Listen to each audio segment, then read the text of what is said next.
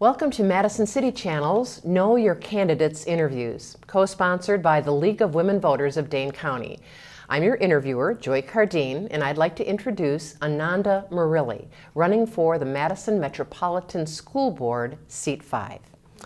And as we begin, I'd like to give you an opening statement as to your educational, vocational, and civic experience that you have which qualifies you for the office, and why you are running for the Madison Metropolitan School Board. Thank you, Joy. I started tuning into school board governance when my daughter started attending kindergarten. She's now a sophomore at La Follette High School. And at that time, I heard that our school board members were good people willing to serve our schools. And when I started attending the school board meetings, I learned that to be true. But I was also true was that some of our school board members, not all of them, but some of them, didn't really understand or know the experiences, my experiences, for example. I'm a first-generation immigrant in this country. My daughter was born in the U.S. This is the first time we're attending public schools and interacting with the public school systems here in the U.S. So I had a lot of learning to understand. I had to do a lot of learning to understand the complexities of what's like to be a mother in the schools and how to partner with the schools. And I am a Southside resident. I've been a Southside resident for quite some time now, and seeing also the complexities of my neighbors and my community.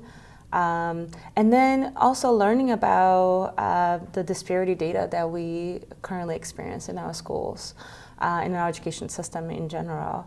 And really seeing that being reflected from the narratives and discussions in the school board and the decision making and the policy making that those school board members were making, and really missing my story and the story of people like me. And I thought for a while that my role in the community was to advocate, was to organize parents, which I have done.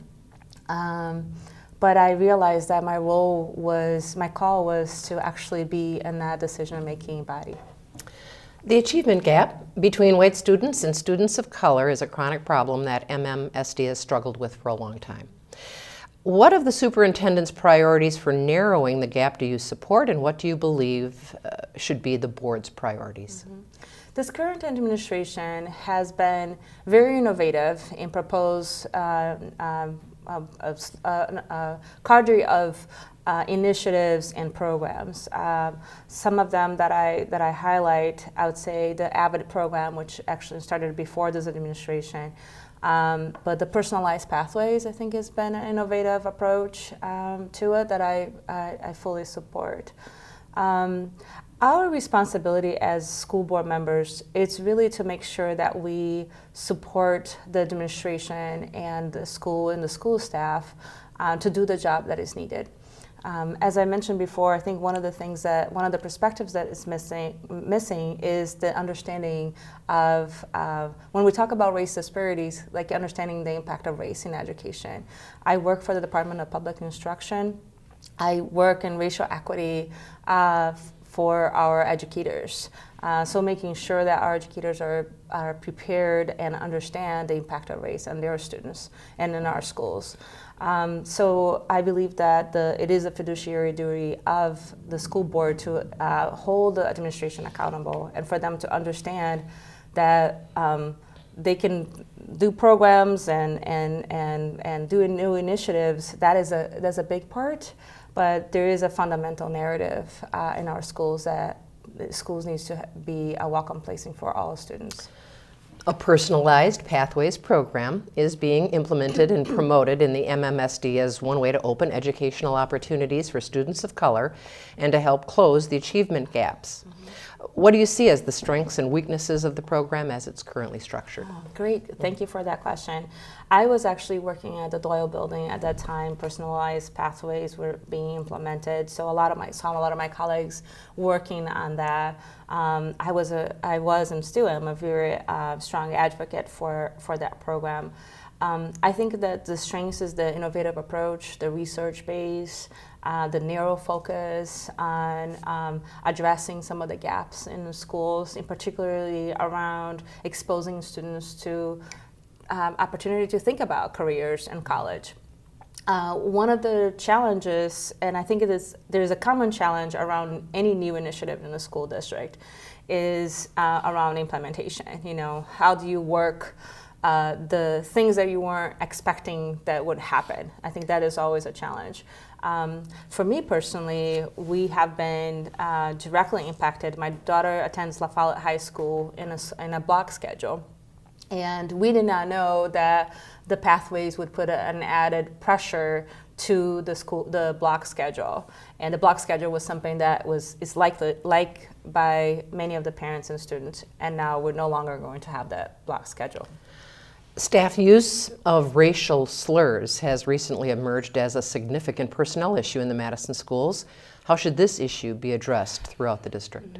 I have a lot of empathy to my fellow educators that don't understand the implication of using racial slurs, or just the implication of understanding race and the impact of race in education. And I say this to say also that doesn't mean that we shouldn't be leaning in and figuring out ways to address that. I am an educator. I graduated from UW-Madison with a master's degree in education and leadership and policy. And I saw throughout my experience at the school that we talk very little about race. And so, expecting that the teachers understand that implication is a tall order, but we must. And that should start in the school board. And I don't see our school board members currently speaking and to that degree and modeling that for our teachers, and we need to have that. School safety is a hot button issue across the country. How do you look at the issue of school safety, and what is the school board's role in addressing it? I can, Joy. I have personal experience in this. My daughter had constantly, especially in the beginning of the school year, texted me saying, we got another school lockdown. We're sending pictures. I'm in a closet. I don't know what's going on. I wasn't supposed to be where I was. I'm not where I was supposed to be when the school was getting locked down. And the emotions and the heart and the worry that a parent feels when those experiences, when your child is experiencing those things and not knowing what to do. The school safety, there are a lot of things that we could do to school safety, from door locks to security guards. Or we can use a proactive approach. How can communities strengthen their relationships and their support so that they're actually promoting that safety is part of their values throughout the schools, and everyone is committed to that. And that's my goal. I've done some of that work when I was a director for the Restorative Justice Program at the YWCA, and I saw transformational things happening in the schools that are most needed, with students that were completely disengaged and often had a lot of behavioral referrals. Of course, none of those changes happen overnight. It needs a community effort. It needs a value and transformative approach to address that. What do you identify as the biggest budget issues for the school district in 2019 and going forward? And how do you propose the board address them? I think the budget issue is still the same from when I ran the first time in 2013. We spend a lot of time, a lot of money and time and resources in addressing problems, in reactionary approaches, or putting Band-Aids on things that are already not working well. I think the challenge moving forward is how do we become more proactive in the issues that we're trying to address, like safety and the many educational gaps and racial equity in special education, and making sure that the students are receiving the services that that we're mandated to receive, that teachers and staff receive the salaries that show and demonstrate our commitment to them and dignity for their profession, and continue to be innovative. Band-Aid approaches, fixing things that are not working well, are constantly going to move our resources and our time to things that are not sustainable. How do you envision keeping up with multiple constituencies, including students, parents, teachers, administrators, and the taxpayers who are not part of these groups, but to whom you must answer? I have a long history in this community and served many different boards. My approach has always been very direct and transparent. If I don't know, I will learn about it and bring back that information. But what I think is most important, and what I haven't really seen a lot of leadership on in the current board and the boards before that, and board members before that, was that, how do we actually bring constituents to help solving problems, right? And not just hearing so now I'm serving this group but not this group, which has often happened in our community. But how can we say, we have this problem, it's a shared problem. How do we then bring folks together for a shared interest, And our shared interest is to make sure our public schools are the best schools for all students. That our shared interest is that people are moving to Madison to attend our public schools. Our public schools are part of the postcards of our Madison city. And if that is our interest, how are we going to support that?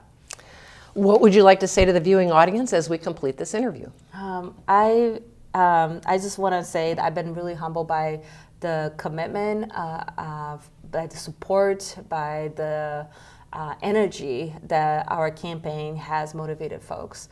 I encourage everyone to make sure that they vote, that they let their neighbors know to vote, to understand the complexities of the school board race, to please learn more about my reputation, my work here in this community, in particular around addressing racial equity, and realizing that this is a voice that's much needed in our school board.